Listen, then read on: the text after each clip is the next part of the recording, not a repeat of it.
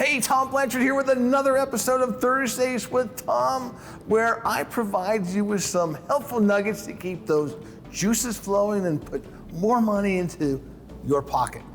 Today, we're on episode 28 of our Ninja Nugget series.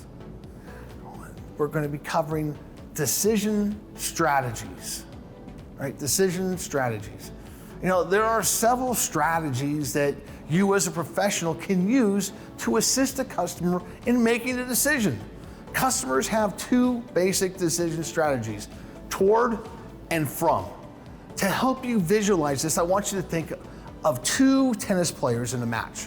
One player is on the offense, trying to overpower the other and taking risks to try to win the match. This player has a toward strategy. The other player is more conservative, tends to play defense, and is a risk avoider. You know, this guy focuses on not making a mistake or not losing. Either strategy can work, and they're both strategies, right? But when it comes to real estate, it helps if you know how your customer makes their decisions. Here's an example of how your questions will change based upon your customer's decision strategy. You're showing a home and your customer gives you so strong buying signals. They go through the home more than once. They sit down in the home and they start mentally moving into it. You know, at this point, you feel it appropriate to ask a soft closing question. And you say, can you see yourself living in this home? And they answer, yeah. Well, you go a step further and ask, well, can you see yourself owning this home? And they answer, absolutely. And now, here is where your next question will vary depending on the customer's personality and decision strategy, right? Power and party people, those risk takers or toward strategy customers, you would ask simple, well, shall we see if we can buy this property? Shall we see if we can buy this property? Peace and perfection people, those risk avoiders or from strategy customers, you would ask, shall we make sure we don't lose this property? Shall we make sure we don't lose this property? Now, all of us have both external and internal dialogues. You know, what we say to others versus what we say to ourselves in our head. You know, throughout the sales process, customers are talking to us, that's the external dialogue. And at the same time, they're talking to themselves, their internal dialogue. You know, you probably have had a buyer say that they want to think about it. This is their external dialogue to you. Wouldn't it be great if we knew what they just said to themselves in their internal dialogue? You know, in my experience, whenever buyers say they want to think about it, well, you know, it's usually because they are either confused or they are afraid. They don't want to say they are confused or afraid, so they will just say they're going to think about it. Part of our job is to help customers become clear and confident. When they are clear and confident, they are ready to commit.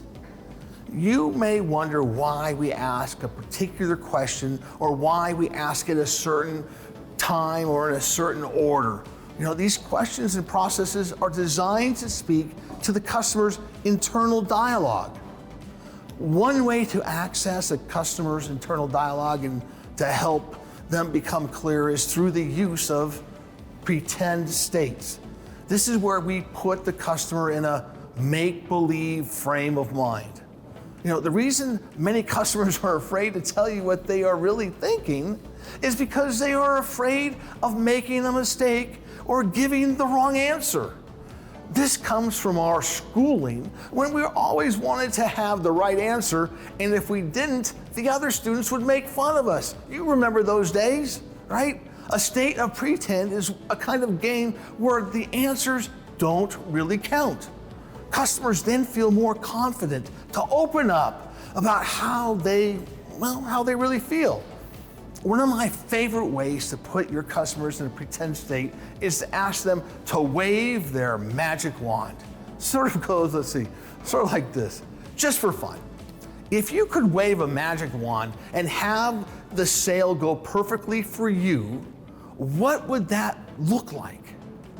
Now, the customer opens up and starts dreaming about a perfect transaction and what is most important to them.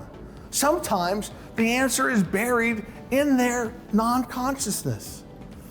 Through the magic wand exercise and what we call an aha experience, they discover clarity.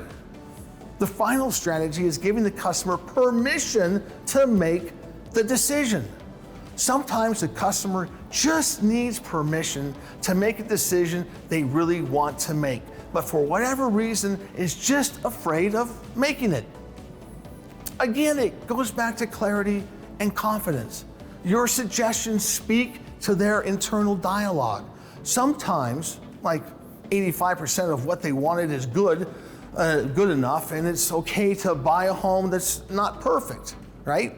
Well, that's all the time we have right now. I know, it seems like we just got started and it's over with. Next week, we'll talk about ninja consultations. Remember, you have to do the work to be successful, so be successful today by doing the work today. Talk to you next week. Bye.